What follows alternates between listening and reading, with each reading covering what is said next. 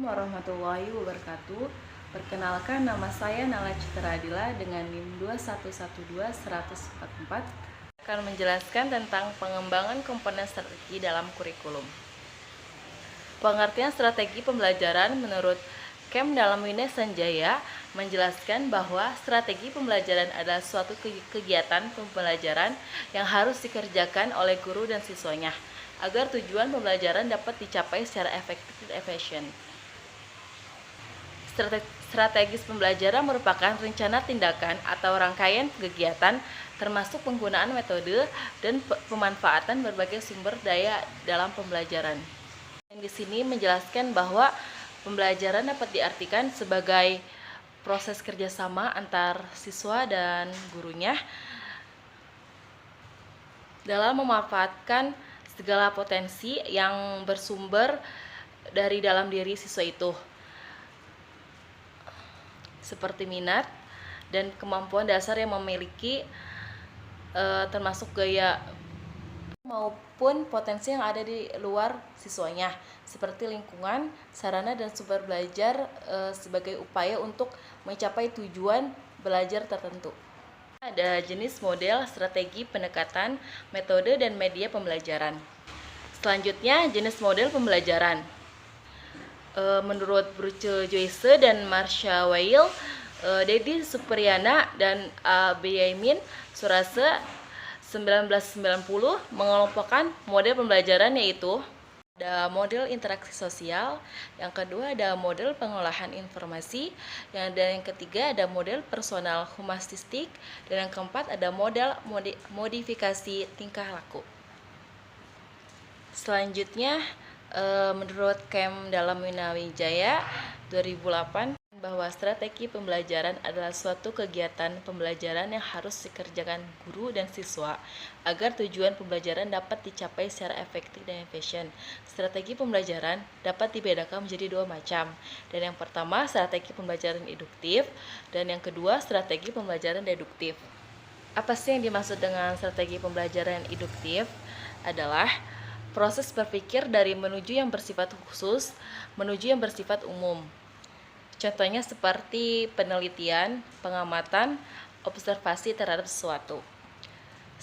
Sedangkan yang strategis pembelajaran deduktif adalah proses penalaran yang bermula dari keadaan umum ke keadaan yang khusus, yaitu pendekatan pembelajaran.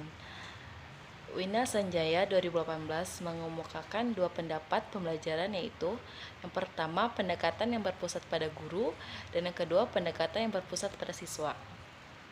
Selanjutnya, metode pembelajaran. Terdapat beberapa metode pembelajaran yang dapat digunakan untuk mengimplementasikan strategi pembelajaran, yaitu ada 9 macam. Yang pertama ada ceramah, dan yang kedua ada demonstrasi, dan yang ketiga diskusi, dan yang keempat ada simulasi, dan ada yang kelima laboratorium, keenam pengalaman lapangan, ketujuh brainstorming, dan yang ke-8 debat, dan yang ke-9 simposium. Selanjutnya yaitu media pembelajaran. Menurut Wina Sanjaya, media pembelajaran dapat dikelompokkan dalam 4 kelompok, yaitu media grafis atau visual diam, media proyeksis, dan media audio, dan media komputer. Selanjutnya, langkah-langkah memilih strategi, model, metode, dan media pembelajaran. Nah, cara memilih strategi, model, metode, dan media pembelajaran. Maka guru harus mempertimbangkan dan memperhatikan beberapa hal, seperti 1. Kesesuaian menentukan strategi, model, metode, dan media pembelajaran dengan tujuan pembelajarannya. Yang kedua, kesesuaian menentukan strategi, model, metode, dan media pembelajaran dengan materi pembelajarannya. Yang ketiga, ketersediaan media, alat, bahan, dan sumber belajar. Kemampuan siswa. Yang kelima, gaya belajar siswa.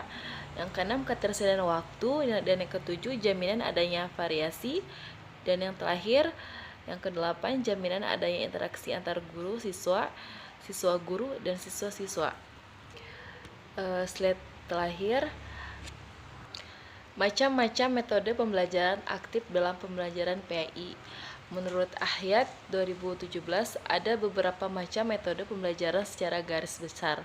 Metode yang sering digunakan dalam pembelajaran pendidikan agama Islam antara lain, yang pertama ceramah, yang kedua tanya jawab, yang ketiga diskusi, yang keempat pemberian tugas, dan yang kelima eksperimen, yang keenam demonstrasi, dan yang ketujuh tutorial atau bimbingan, dan kedelapan problem solving atau pemecahan masalah. Dari yang dapat saya sampaikan, kurang dan lebihnya mohon maaf.